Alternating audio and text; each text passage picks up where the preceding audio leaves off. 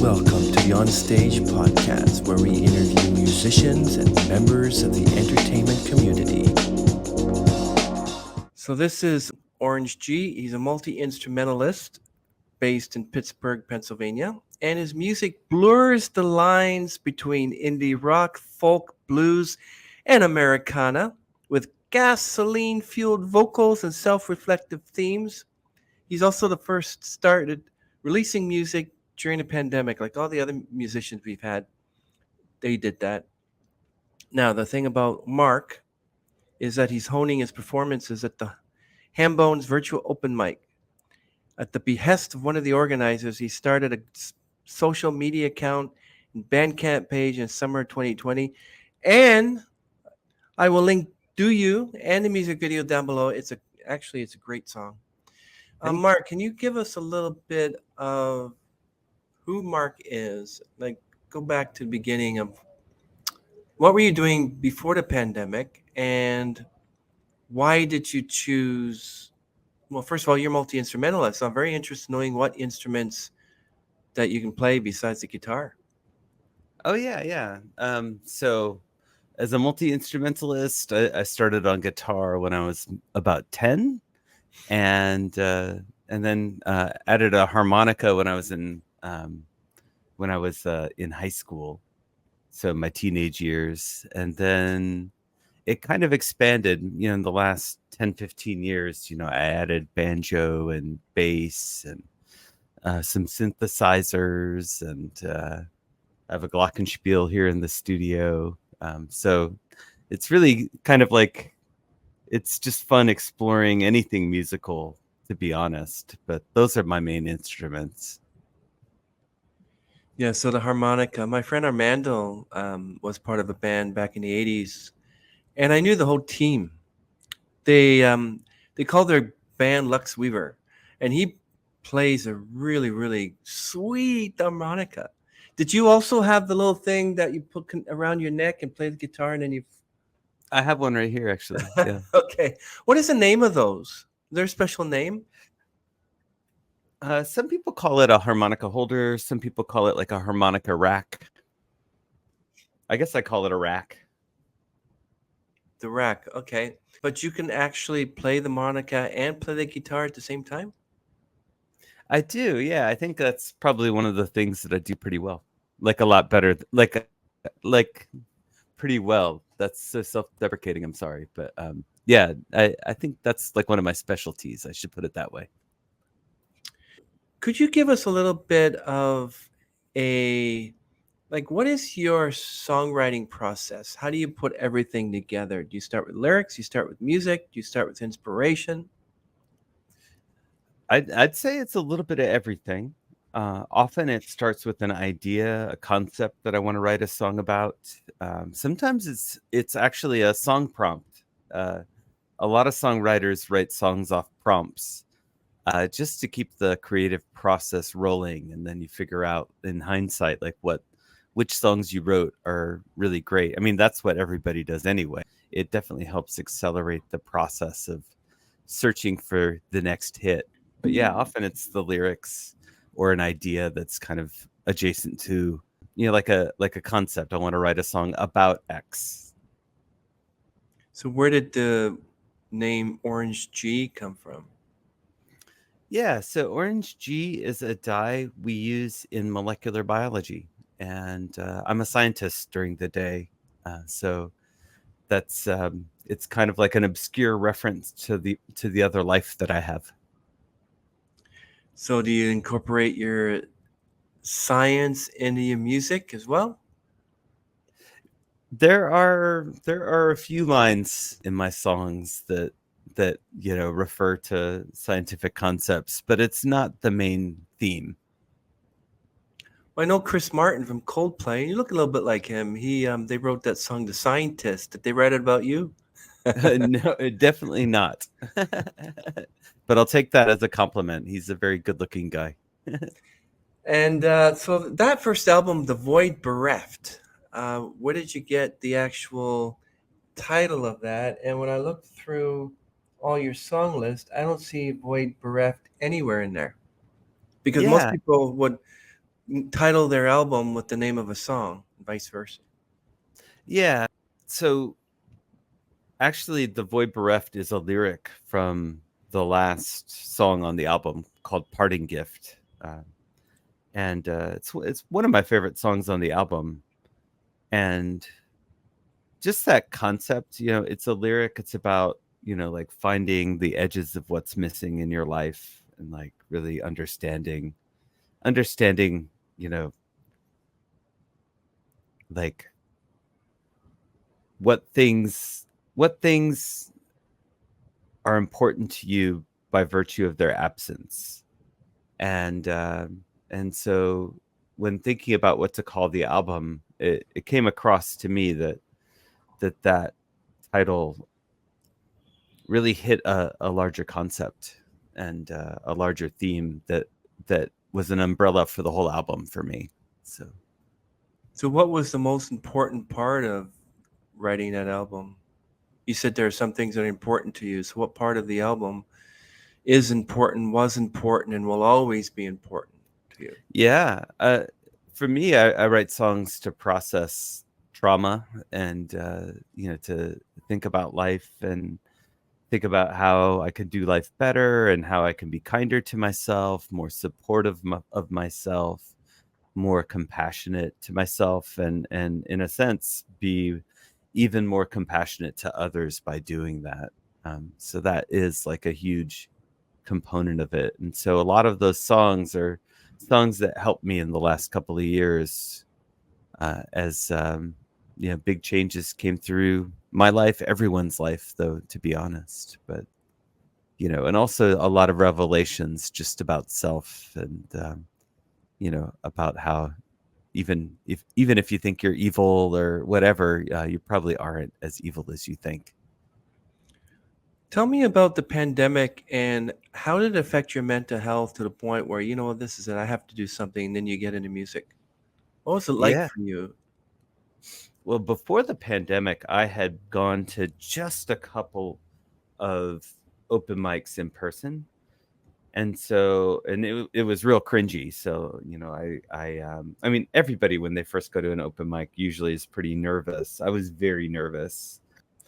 And uh, as the pandemic hit, I started missing the fact that I could go to open mic, even though I wasn't a regular yet. During when the pandemic started, I was starting to maybe self-identify as a musician, and so I went to a virtual open mic, and that really got the ball rolling. This virtual open mic, the Hambones open mic, it's still going on. It's great. People from all over the world get on Zoom and share songs and stream it to YouTube, and it really just kindled my love of songwriting and my love of performing. So it really helped me channel all the energy, because during the pandemic, I really couldn't do a whole lot else, like work wise. There was kind of a million balls that were in the air before the pandemic, and I sat and watched sadly as they all fell to the ground. And writing music and performing music really helped me kind of navigate how difficult that was. I suppose that you lost your job because of the pandemic? I didn't. I'm a scientist, So you but mentioned that all the before. all the labs were shut down during the Mm. pandemic. We couldn't get in. Yeah. Yeah, so it's not like you could work from home, eh? Yeah, you could do some things, but only so much. Yeah, that's true. Your song, Proximity Temporary, how did that come into being? Actually, that's one of my oldest songs. I wrote it when a friend of mine who was one of my best friends left Pittsburgh to go live on the West Coast in California. And yeah, it was just a contemplation of how much I'm gonna miss him and how random it was that we had actually met and become friends. That's an amazing story. Yeah, there's always something to bring us together. I suppose a lot of your songs, like Echoes in the Park, Burn Both Ends, is specifically about experiences that you've gone through.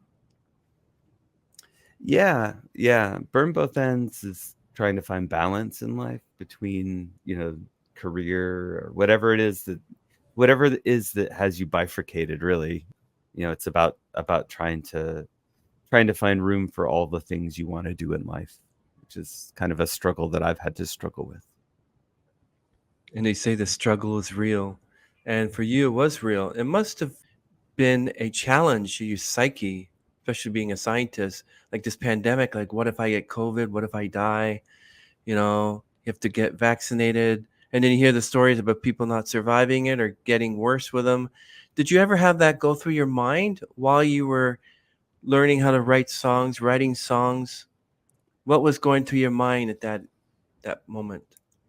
Yeah, I think we were all scared. We were all scared about hurting other people. Like, I'm pretty healthy, and so, like, if I get COVID, I knew that there was a chance that I would have to be intubated or something. But the real thing was just trying to keep it all down, to make the world as safe as possible for our more vulnerable populations. So that was definitely something that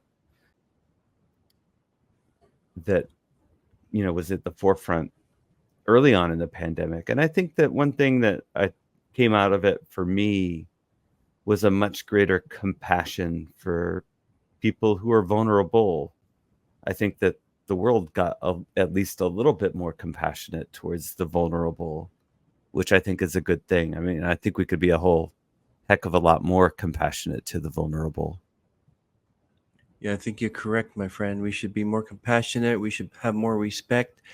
And especially those that don't have a place to live, like, for instance, the homeless and those that were homeless even during the pandemic, like what happened to them. A lot of people were just dying off. That's terrible. But then you had your music to keep you sane. I want to ask you about the Roundlakes Across Atlantic Supergroup with John Michie and James Willows in the UK. Now you're one third of that group. So Yeah. what kind of music is that? Because they had a debut album, I'll Take the River. Yeah, we had just started talking over Twitter during the pandemic. All the musicians so many musicians flocked to social media, and different people flocked to different platforms, and Twitter was where I really started. And I met a wonderful community of other musicians, fellow musicians, and John Michie was one of the early folks that I met. I remember meeting him when we both had about 1,500 followers on Twitter. And over the course of that, like, he's at like 30,000 followers now or something like that. He really loves social media. And James Willows was also part of that group. And we just started talking. I think I had sent them a track I was working on, and then Chris really doctored it up and did the drums and added a really nice bass line. And I realized that the song that I had contributed to that project, or that he had mixed, really wasn't sounding like a me song. And so I proposed that we like release an EP together. And then John was like, "Hey, what about me?" And so we're like, "Okay, we're going to all do this together." And so we each contributed 2 songs to the EP. Yes. Basically, the move that you had awakened your love of performing and your home recording and sharing your music with the world. But now on Twitter, you have over 12,000 followers, which is good. Yeah. So you can be considered like a real musician. Like, I only have a 1,300, but I mean, I'm a tenor, and the pandemic really affected opera singers. But now everyone's Wow. getting back into performing again. So that's wonderful. I like your song, Look Both Ways. What was the birth of that one? How did that come about? That's a funny story. I wrote that song after going to an open mic for like the first or second time in my life. And I wrote it about how I felt like everybody hated me. And just a reminder that, when you go into a room full of strangers, they might not be viewing you as an outsider, or someone who's not cool enough to be there, or whatever it is. But that was one of those songs that really got the ball rolling with me, just questioning the worldview that I had been subscribing to. So, what song was the most difficult to write? Where you just struggled with it and you went through anxiety, you went through sort of, you just wanted to throw your guitar through the window. I had it. Yeah. I'd say one of the songs that in the writing process really challenged me, I would say, was The Final Word. It's a song about my big mouth, actually. It's a song about like saying things that you probably shouldn't have said. And that was a song that kind of went through periods of love and hate for me. You write something and you think it's great, and then the next week you're like, I hate this song. I think it's silly or something like that. Yeah. And so it took me a little while to kind of come through it. And a second one I'll say, now that you got me talking, is Wellspring, which is on the Roundlakes EP. That's a song that I had basically written it and then also like reworked it. And then Chris, I didn't like it at the end of reworking it. And Chris took it and sang it and produced it. And it sounds amazing. And now I play it live very often. So it's a song that I really like. But collaborations really help you with that kind of stuff so well. Yeah. Of course, when you have a song like that, it's good to play live. And like with Do You, with the music video, were you literally playing that and they just added the music later, or were you singing and with the music playing and while they were recording that? How did that go? How was that put together? Yeah. So I found a friend of mine posted in one of our group chats that this video making class at the University of Pittsburgh, actually, was looking for bands to do music videos in class for. And I got picked to do their lip syncing project. And so all that banjo playing was actually, just done while the music was playing in the background. And I was lip syncing to that one. We'll link it down below. So you collaborated with other artists across the globe, like you lended your harmonica, vocals, and banjo parts to multiple songs and albums. Can you give us an idea who these artists were? Absolutely, yeah. I just showed up. I just have a banjo part on this new album by my friend Luca over in Paris. I'm on another one of his songs on his album that he released last year. I think I have the record here, actually. I played harmonica for, and that he's kind of like a hip hop artist. He does like really really like trippy lyrics. My friends in this band Voldo, they're a Scottish kind of hip hop group. I played harmonica on a couple of their songs. Their album that came out last year is actually nominated for the Scottish Album of the Year awards. So that's really cool. And I'm on 2 of the songs on that album playing harmonica, kind of like, smooth, like kind of a trip hop vibe to what they're doing. I've collaborated with Kelly Kintner, who's an Americana artist, a lot of harmonica, lots of collaborations with my friend Godzilla Attacks Godzilla Attacks Tokyo Blues Band. I played harmonica on a bunch of his songs. Wow. My friend Jeff Soul, I played some banjo on. I played backing vocals for my friend Kyla Tilley, who lives in Newfoundland and Labrador up in Canada. Yeah, ton of collaborations that have come down the line over the years. A friend of mine, Lee Thomas, I played harmonica on his song Rain. He's down in Australia. So it's been tons of fun. I had a friend in Norway that I collaborated with, played harmonica, a friend in Germany. So it's been great to kind of feel like my skill has contributed to projects across the world. So do you literally write music and play it for yourself or for your fans? I think it has to be both.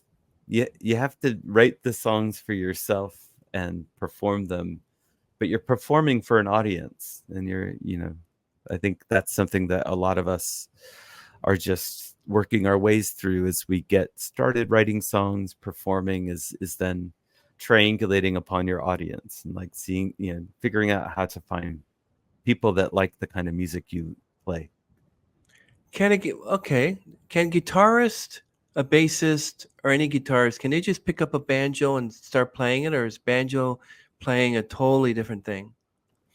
I was a guitar player before I started banjo, and I would say you can pick it up and play it. It's in an open tuning, so that's pretty easy. You can do bar chords and it'll give you a chord.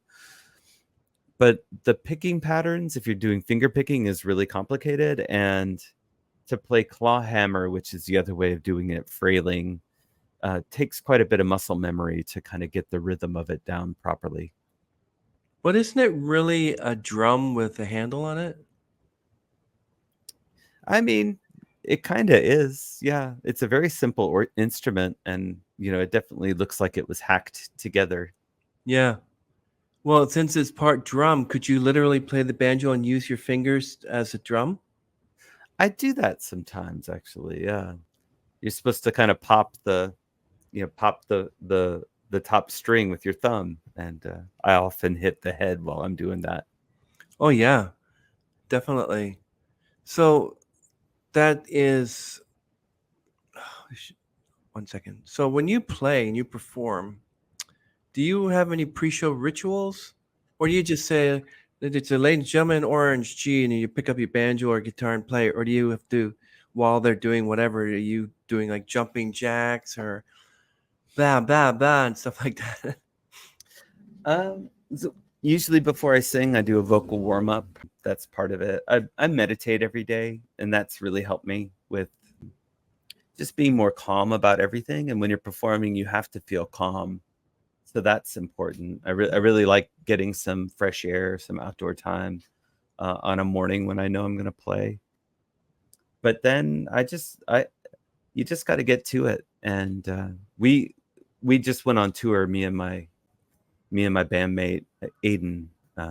He came with me on tour, and our performances were a little different this time around. It wasn't just the guitar and the banjo. He plays the violin, but we also play to a field recording that is basically assembled from found sounds. It's like a sound collage that runs throughout the songs that I play, or at least a large number of them.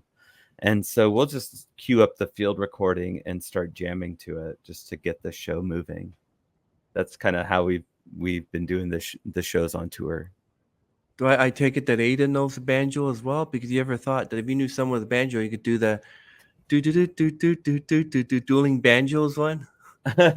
Yeah, no, he does not play the banjo, but I wouldn't be surprised if he learned it sometime soon. He's a brilliant fellow.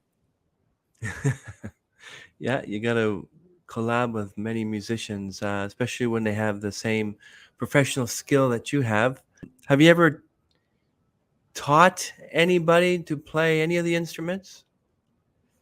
Yeah, so no formal lessons. I've given a lot of informal harmonica lessons. It's a very intuitive instrument. I'm self-taught on most of the instruments that I've played. Taken a lot of guitar lessons in my past, but yeah, most things like harmonica are pretty intuitive. So anytime I show somebody how to play the harmonica, it's really just giving them a few pointers, on where to play it. How Well, to play it. I take it that since you're a scientist and there was no pandemic, you'd probably just continue being a scientist. You wouldn't get into music because you said the pandemic made you want to follow your music. So, what kind of life do you think you would have had if you just were a scientist? Is it an exciting job? Oh, it's a wonderful job. It's filled with discovery every day. I think I realized through finding a second passion that I had perhaps, overemphasized that one thing in my life, and you kind of have to have balance. You have to have things that let you decompress, but also, you need things that like I really like making things, making recordings, making videos, social media posts, and this music thing really fulfills that aspect of it. And I had realized that I'd put a lot of that energy into science when I didn't necessarily need to. Nobody needs to be up till midnight, working on something, for a big project. As long as you put in all the effort you need during the day and make time for the other things that are important to you. When you mention you're a scientist, you work with genomes and DNA, or what kind of scientist are you, mind me asking? I'm a geneticist. Oh, okay. So you work with DNA and genomes and all that? Yeah, I do. Oh, that's cool. Yeah, Are thanks. you are you one of those that actually trying to search for a cure for cancer and diseases like that? Or are you a totally different type of? Different type of science. It's much more basic, but it all kind of goes in the same place. Anything you find about, how the world works is eventually going to be useful. I'm a big believer in that. So many inventions. When electricity was discovered, people thought it was just kind of pointless and esoteric. But now we can't live without it, can we? What are you wanting to, mind digress for a second? What are you wanting to gravitate towards? Full-time music or full-time scientist or both? Try to balance both. I feel like I feel you know I feel like I'd like to balance both right now. The music is a very hard business to make money in. It's just the way it is. You know, it's I think that there are more musicians than there are people that want to watch all the music, and so unless something amazing happens, that like a record gets really caught up, or I got a placement on a TV show or something for one of my songs, I feel like I'm going to be paying the bills with the day job. And most of the musicians I know have some kind of day job, and science is not a horrible one. Do any of your colleagues have that talent for music and play any other instruments, or is it just you? Actually, quite a few of my colleagues are very musical people. Yeah, Have you ever? one of the guys in our department, he died a few years ago, was in the symphony, like one of the symphonies here in the town, playing the clarinet. And Mm. several of my colleagues, play guitar and rock and roll. They ever asked to jam with you?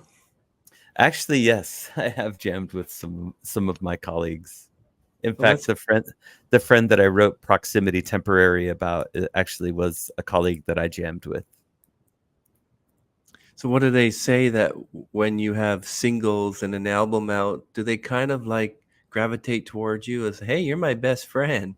Like, what is their attitude? Like, what's the encouragement that they gave you and inspiration to follow your heart like that? It's funny because most of your friends don't really get it when you start making music and getting very serious about it. I think that's a very common theme that musicians in the social circles I've traveled within feel. And so I haven't sought a lot of approval or shared a lot with my colleagues. I release music under a moniker, for a reason. I keep things a little separate, because, you know, the halls of academia are a little judgmental, and they shouldn't be. I don't think they should be, but they can be. And so, yeah, I've got a couple of, my colleagues that know about it and are very supportive and friendly about it. But I find that they can only be so supportive, that really you're not writing your music for any one person. You're just doing it and trying to stay as positive and refreshed. And I get much more out of, my fellow musicians than I do out of my colleagues, as far as support. What do you think of love songs? So love songs are interesting. I I don't gravitate to them. I'd say that I tend towards the more somber music, but they're certainly fine. I'd say a large part of a large portion of the love songs that come to mind are songs that I don't necessarily want to listen to, and of course that's what we're all doing when we're making music. Is at least I think most of us are trying to make music that we want to hear. Yeah, you mentioned sadness or sorrow, somber. You think love songs can have a little bit of tinge of sorrow in there? Absolutely, yeah, lost love songs, right? So, do you think if a musician writes a song about a relationship and then they don't have that relationship anymore, do you think the song they wrote for that relationship still has an effect emotionally, or do you think it can change with as a relationship progresses and or doesn't? Well, yeah, I think that the meaning of the songs that are written by the songwriter is a moving target. It's a moving goalpost. It's a moving and ever-changing thing because different things you experience totally change how you think about a song. So, yeah, I would say absolutely things can change. Yeah, I heard a lot of somber songs out there that sort of this is a love song, but you start crying or teary eyed. You're like, what happened to this guy that this woman or guy broke their heart that they have to write this song? Because I don't even have that girl, and yet I want to grab her and hug her. So I'm so sorry. Um, Absolutely. yeah. Uh, so that's amazing, life. Ha- So you have Look Both Ways, Orion's Arrow, which is interesting, Echoes in the Park. Now, the one interesting song is The Dustbin. And what is that one about? That one's about persistence. That was one of the first ones I wrote in the pandemic. And it's about feeling insufficient and nevertheless persisting. Yeah, excellent. My friend, wow, you're such a prolific songwriter. And Oh, I'll tell you thank one you. thing, that song Do You is just like has quite a catchy vibe to it. I love it. Thank you, my friend. I Thank love you. it.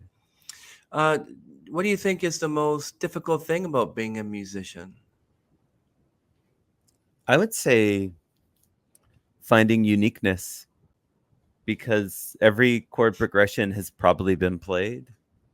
And, finding that thing that makes your songs sound distinct from that Mhm. of what everybody else is doing is probably the biggest challenge, Yeah, followed by performance. yeah, exactly. Right.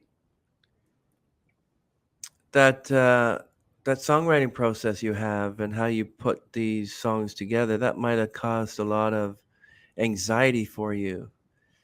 I bet you kind of were relieved when the songs were completed.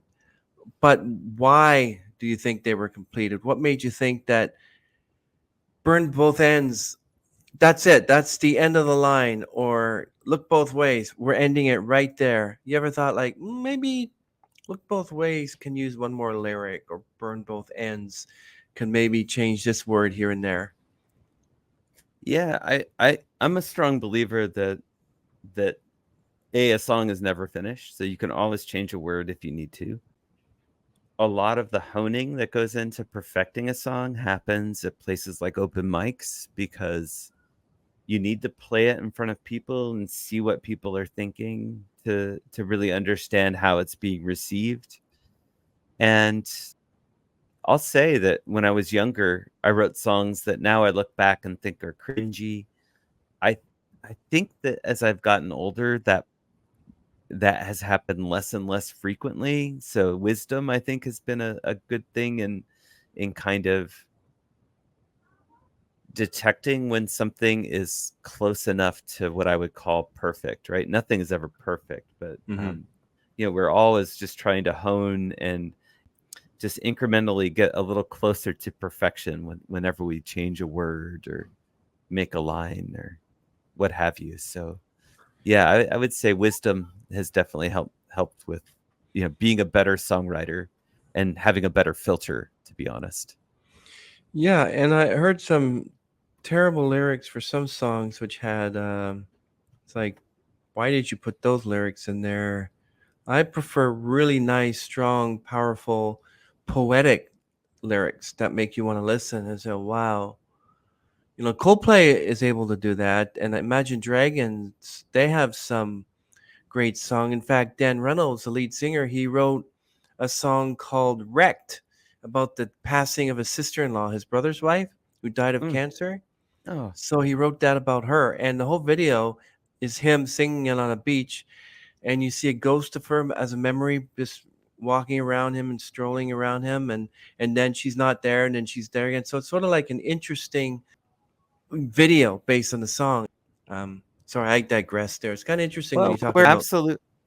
That's why I try not to explain my songs too much, because I do want people to come up with their own interpretation of it. Yeah, that's very true. Who would you really want to collaborate with if you could? Oh man, my favorite band's Bright Eyes. I'm actually wearing one of their T-shirts here, so. Oh But wow. yeah, I would love to collaborate with like Connor Oberst or somebody in his universe. That would be amazing. How about Chris Martin from Coldplay? Oh, I mean, that would be sick. I would love it. People see two people and say, "Okay, this is Chris Martin, but who's that guy? Is that his twin?" That's right. That's right. Yeah. Do you have any advice for aspiring musicians? Just someone that says, Orange G, well, they won't know your names. They'll be like Mark or Orange G. I want to do exactly what you're doing. Where do I start? What would you say? I would say find an open mic, find people to support you, get in front of people, learn to shed your fear, and figure out how to make something that is a little different from everyone else. You know, that's always the hardest part. And so if I was really having a deep conversation with them, I'd probably try and analyze like, what are your strengths? What are you really good at, and what can you lean into to find that uniqueness? And your songs are unique as well because they're your songs and the ones that you wrote and you put music to. And did you ever want to go back into your catalog, for instance, go back into your album, The Void Bereft, and look at the lyrics of all these songs and say, Outpost or Autopilot? Oh, I shouldn't have put that line in there. Or Parting Gift. Oh, why did I name it that? It has nothing to do with Parting Gift or whatever. No, once I've released a song, it's been fairly beaten into the ground. All my open mic friends are sick of it. And yeah, like if I have a pretty sensitive baloney detector when it comes to lyrics, and so I'll rewrite them until I feel like this is not cheesy anymore. And so yeah, I would say that when I listen to my album now, and it is hard for me to hear how I sing though. And so that's like the next stage in evolution for me is figuring out exactly how I want to perform all these songs in the future. And you know at some point I might re-record them, but I also want to move on and write new songs. Was there ever a time when you just wanted to give up? Just, that's it, I'm done. With music, Yeah. definitely. There's It's really easy to get despondent as a musician because most people that play, you know, have some intention to be heard. And that's one of the hardest things for a musician to do, is to find an audience for their music. So yeah, it's really easy to get a little jaded about things. my best advice is to find friends that are also into music, because they can really help keep you sane and on target. Seeing what they create can be an inspiration that, like, just like says like, oh my gosh, there is another song just around the corner that could be amazing that I could write tomorrow. I just have to pick up a pen. That's all. Yeah, but it's that first word for the lyric. That's probably a big issue for you. Yeah. Sometimes what you do is you just like grab a book off the shelf and just start looking at random pages for words that jump out at you. David Bowie would cut up magazine articles and kind of, mix and match lines and stuff. Or like a ransom letter that's sent to you in the mail that says, we have your... and it's all wording from a page of a magazine, so nobody recognizes your handwriting. Except for this ransom letter says, there's a starman waiting in the sky. Yeah, exactly. That is exactly. I was talking to another musician, and they said they can just think of a title and write the whole song around it. Could you have said to Oh, yourself, that's a cool idea. burn both ends? I want a song title, burn both ends. Okay, so let's write a song where the title is burn both ends. You know what I mean? Yeah, that's really cool. I have a friend that writes a lot of songs off of phrase prompts. Like, you have to write, a song off this, lap steel, vibration or something like that. Like, write a song that has that in it. So how difficult was it to get all those songs on Spotify? Did you have issues doing that? There was DistroKid and Mm. issues. No issues with that. DistroKid is my distributor. It's fairly dependable. Their customer service has been great. Put up a Bandcamp page as well. Not that hard to do. But it gives you the analytics, so you know how many streams there are and who's and where. Yeah. You get to go delving What through all that stuff. What do you think of the music industry and the whole artificial intelligence creating music? I think that it's reasonable to be scared.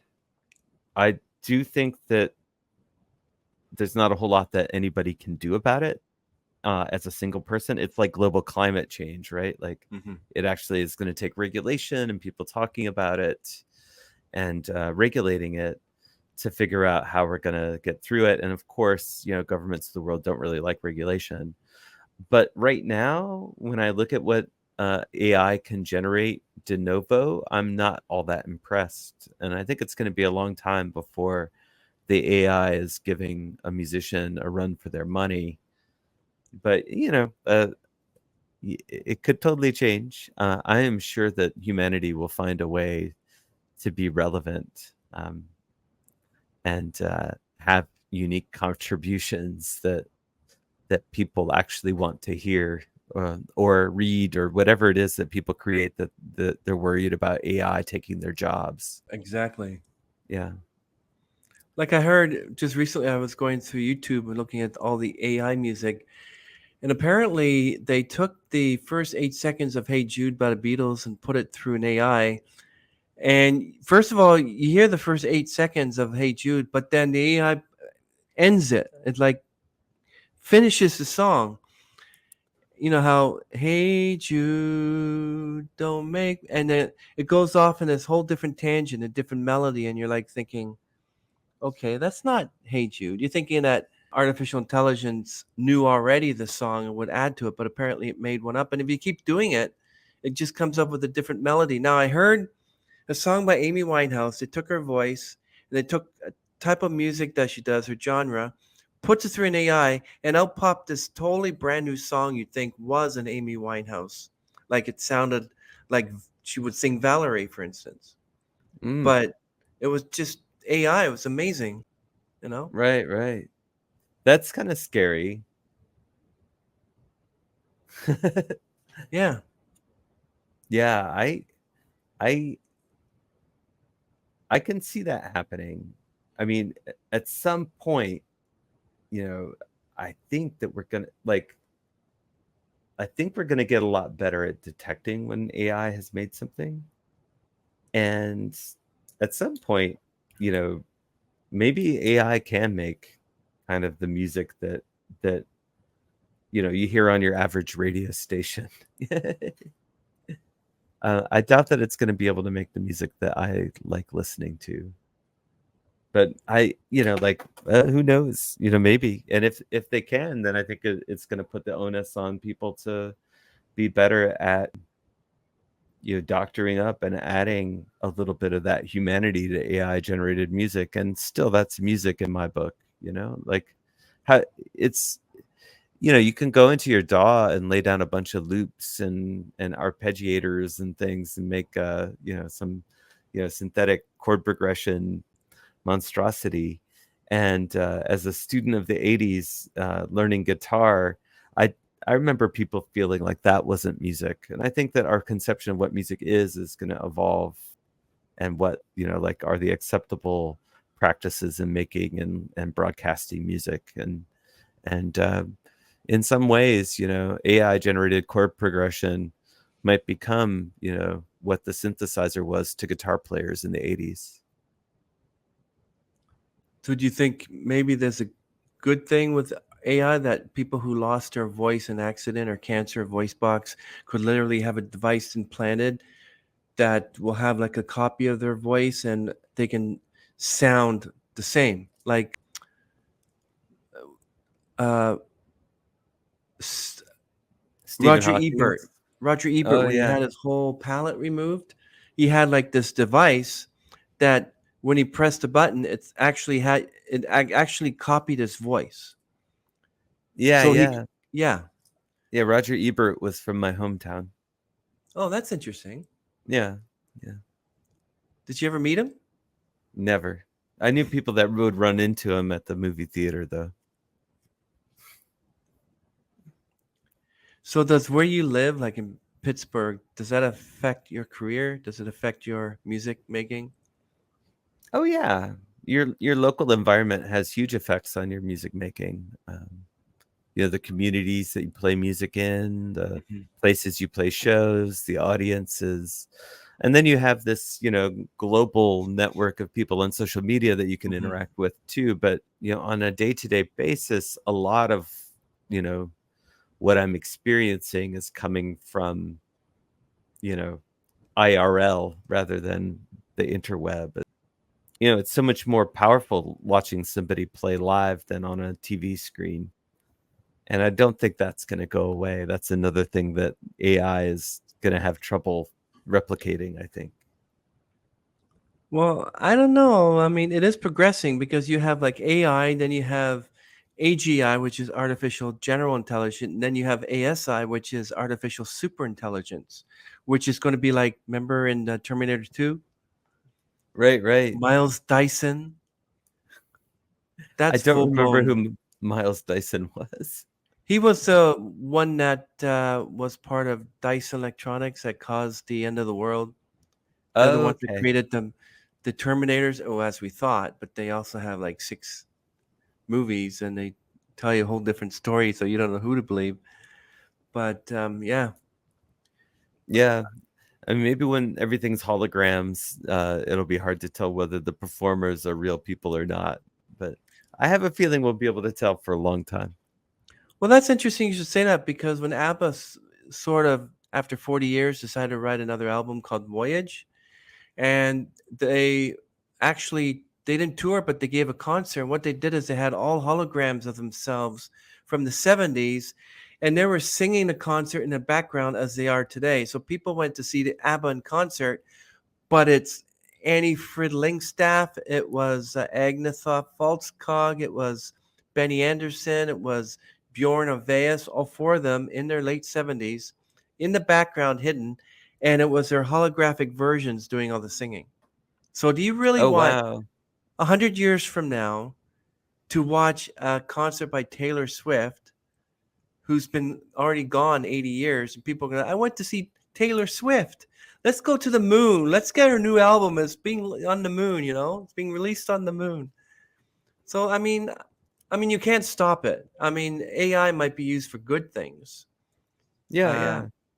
but even computers, but some way you have personal computers, like even iPhones. People are saying iPhones. People are going to use that. So I guess I don't know what the end result would be like. Right. I mean, here's the thing is that Taylor Swift is incredibly popular, and I could see that a Taylor Swift hologram concert after she's gone could be viewed as like this amazing worldwide event. At the same time, and by the same token, I have trouble seeing AI generate 30 years of material that people continually want to see about Taylor Swift, about Taylor Swift's hologram. Yeah. Hmm. Yeah, she's actually very intelligent. She's really giving the music producers like what she's doing is she's recording her first two albums again, because I think what they did is they purchased her music without her knowledge, Mm-hmm. and to get back at them, she's re-recorded her albums. But I think she's highly intelligent. I Uh, think so too. so, what can fans expect from your live show? Like when you do a show or give a show, what do you expect your fans to say or do? How do you deal with heckling and negativity? How does it affect your Right, show? right. I haven't had to deal with too much heckling or negativity. My favorite shows to play are quiet listening rooms. Just because the words are so important to what I do. When you play in a really loud music hall, I could never hear the words or make them out unless I know them already. And so it's really important to me to try and communicate the messages of the music. I've been in situations where people are heckled and whatnot, and I think that the best response is just to be graceful and engage, and like either ignore it or find a way to comment that, like, I know that this is fun for you, but this is kind of unfair to everybody else who paid to be here. I think would be what I would have to do if I was heckled. um, Yeah, yeah. I mean, you want all positivity, but also being heckled is like sort of like, well, you don't like my music, get out. it, exactly, it is a free country. It is. Well, here in my town, Canada, in Toronto, we had a little record store called HMV, Oh yeah. and way in the 90s, you had these listening rooms you could walk in, and they had these screens all over playing like videos of like opera and classical on big screens, classical music and concerts from different musicians and genres. And you could sit there and you could put on the headset and just go back in this armchair and just listen. You can't get those anymore. Like Oh really? music has changed so much. You can't even, I mean, there are places where you can buy vinyl albums, and there's a lot of musicians out there who want all their new albums put on vinyl because CDs really don't do it very much. And now CDs are gone.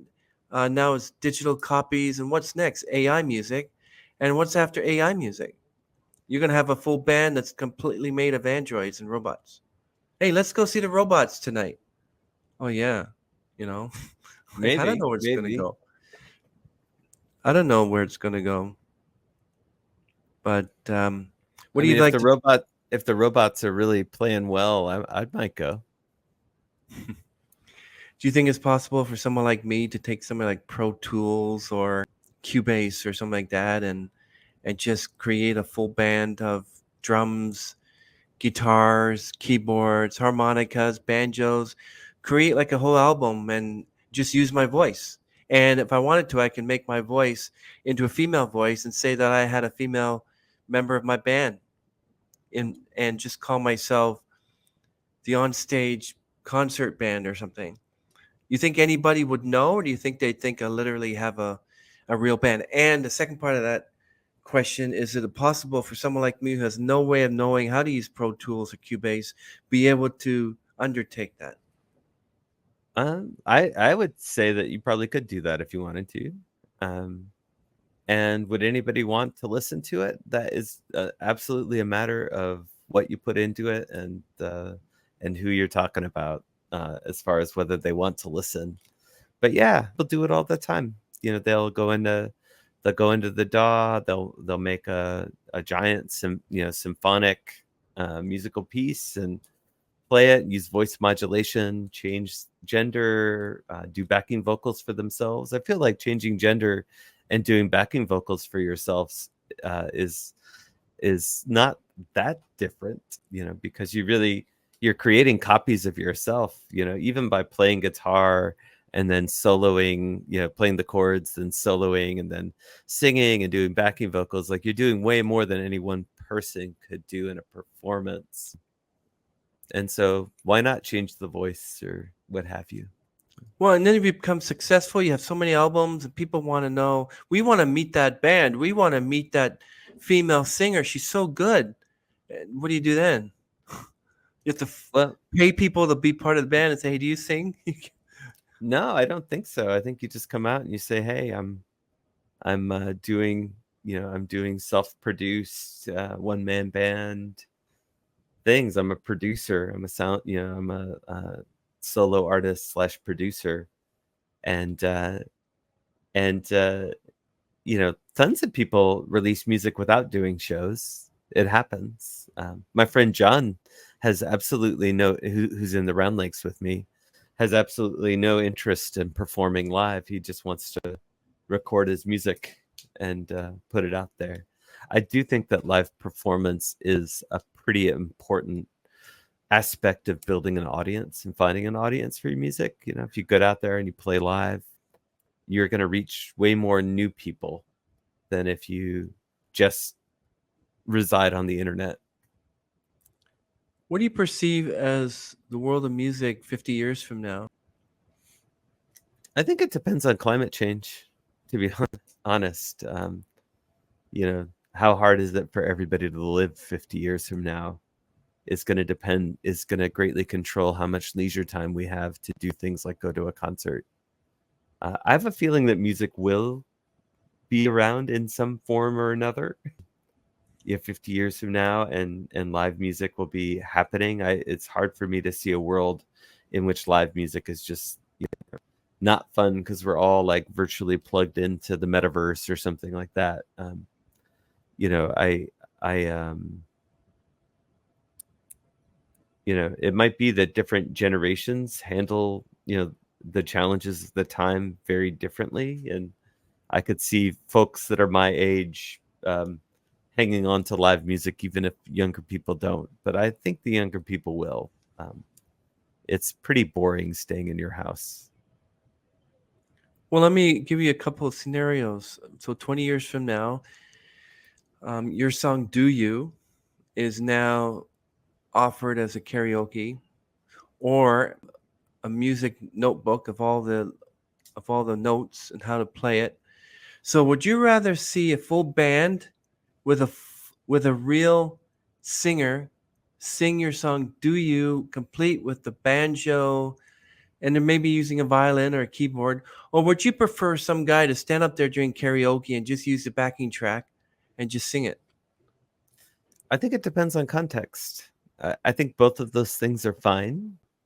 And I would be very happy for somebody to be singing my song at karaoke or performing it in some weird robot band or what have you. Yeah, I think for me, you know, both of those outcomes are actually well above my expectations for how well this should go.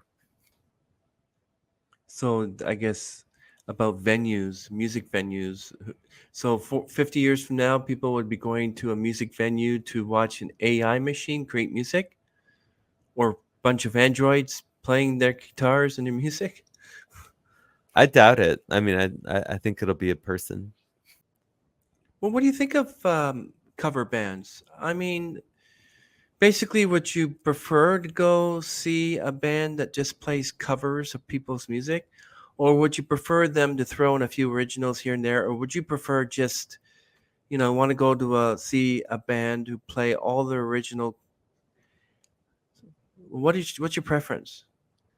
Well, as a musician, I clearly prefer new songs and original songs, and you know, I feel like most musicians are pretty picky about what they like, like if it was like just a random cool, if it was just like a random, if it was just a fickle finger of fate picking the band, I might say covers, just because it's recognizable and you don't know what you're getting into. But I would take a band that I know I like their music playing their original music over any cover band, any day. So I take it you don't play covers. I do, but I play originals too, Yeah. and I mostly play originals. Yeah. Yeah. I released a cover of Mother's Little Helper from my local radio station as part of a celebration of Mick Jagger's 80th birthday. Can you believe it? 80, yeah? Still Yeah, it was parading great. still dancing on stage at 80 years old. It's a beautiful song if you've ever listened to the lyrics. I interviewed a bunch of mothers for the song, actually, and kind of incorporated their perspectives on motherhood into the song. Have you heard Mick Jagger's Rolling Stones new album yet? And the song Angry? I heard the new song on NPR the other day. I was driving in the car, and yeah, it sounded pretty good. Like it. They're still doing it. They have such a huge legacy of wonderful music behind them, and if it is making him happy to make music and still go on tour and stuff, then I'm At all 80 for years it. old. Yeah, Even and if Paul the tickets McCartney's are 82. $1,000. Yeah. Oh, don't say that, because I know this one girl, she spent $10,000 on a Taylor Swift ticket. Oh wow. Did you pay your college tuition yet? People are just nuts. Like, why? Why? That's a little extra, I think. Yeah. Well, thank you, my friend OrangeG. We're going to end the stream, and we really appreciate you being yourself on here and just opening up and letting us know about you. One last thing before we go. Do you think there's a quality that a musician has to have to be successful, or many qualities? I feel like, and this is a great question. This is a question I toiled with a lot. And I'm pretty sure that most of the reasons that people get successful making music are completely and utterly serendipitous. In that there are lots of ways to be successful. I can tell you that you can't be successful if you decide to give up. So you got to stay in the marathon if you want any chance of winning the marathon or winning the lottery here. Also finding some form of contentment with what you are doing, right? Like, I played a show for 20 or 30 people the other day, and it just felt great, Yes, could I wish that it was 100 people or 200 people? Sure.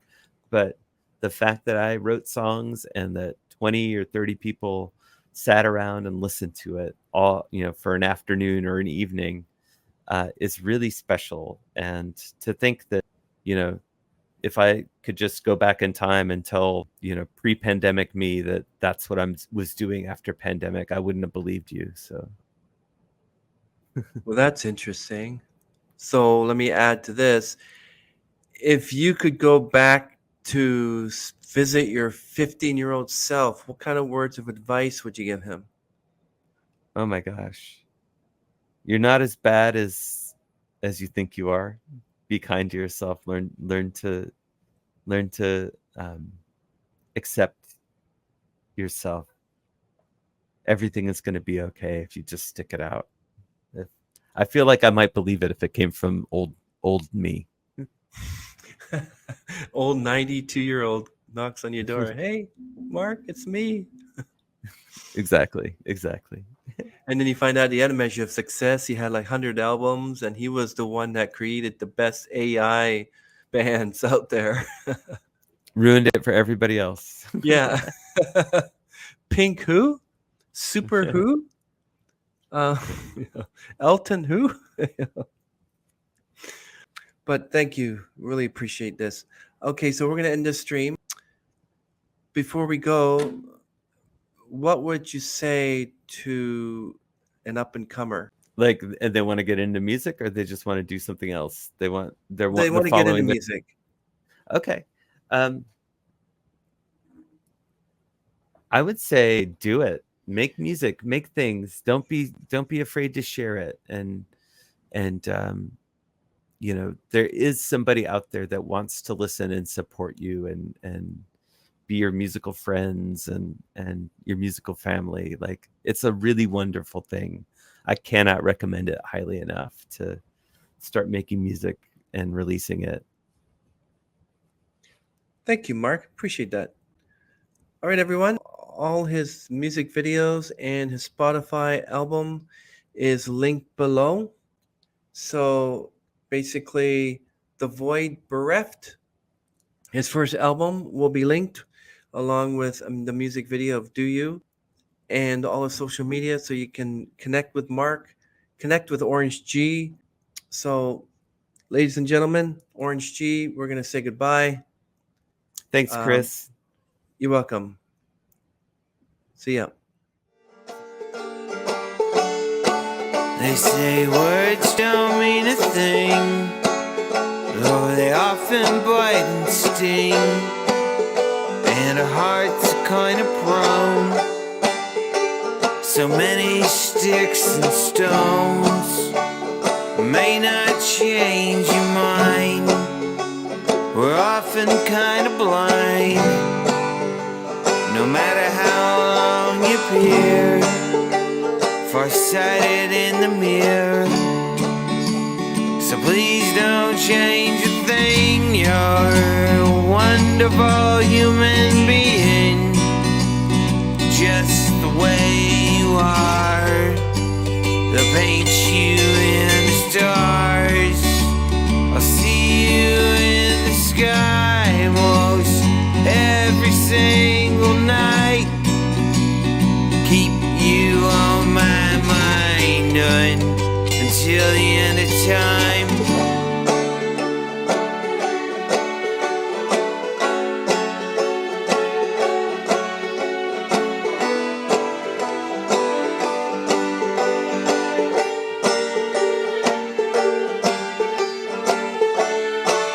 You can't hear it from the dead.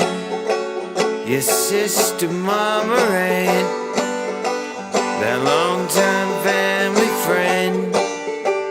It won't mean anything, and we walk through life so long before we ever meet anyone who knows just what to say and keep our tears at bay.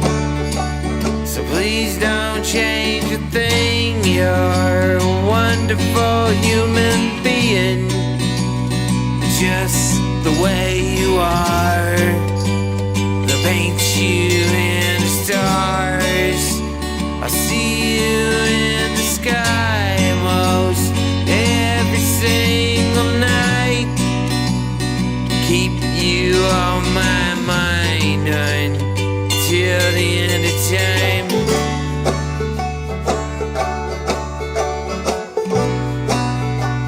The storm clouds they by, the spaces in our minds, they seek to occupy and beat in the night. So please don't change a thing. You're a wonderful human being, just the way you are.